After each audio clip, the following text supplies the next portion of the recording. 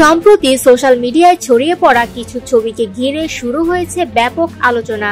দাবি করা হচ্ছে একজন 120 বছর বয়সী বৃদ্ধকে 2024 সালের জুলাই আগস্টে বৈষম্য বিরোধী ছাত্র আন্দোলনে শিক্ষার্থীদের উপর হামলার অভিযোগে গ্রেপ্তার করেছে পুলিশ। রিউমার স্ক্যানারের অনুসন্ধানে উঠে এসেছে এক ভিন্ন বাস্তবতা। ভাইরাল হওয়া ছবির ওই বৃদ্ধের নাম ইদ্রিস শেখ। তিনি ছাত্র আন্দোলনের সঙ্গে কোনোভাবেই জড়িত নন। রিভার্স ইমেজ সার্চ করে জানা যায়, ছবিগুলো 29 জুলাই আদালতে হাজির হওয়া শতবর্ষী ইদ্রিস শেখের ভিডিও থেকে নেওয়া। সেখানে দেখা যায় লাঠি হাতে আদালতে প্রবেশ করছেন তিনি। পাশে দাঁড়িয়ে থাকা ছেলে বাবুল শেখ বাবাকে দেখে কান্নায় ভেঙে পড়েন। বাবুল শেখ গণমাধ্যমকে জানান, তার বাবার বয়স 120 বছর।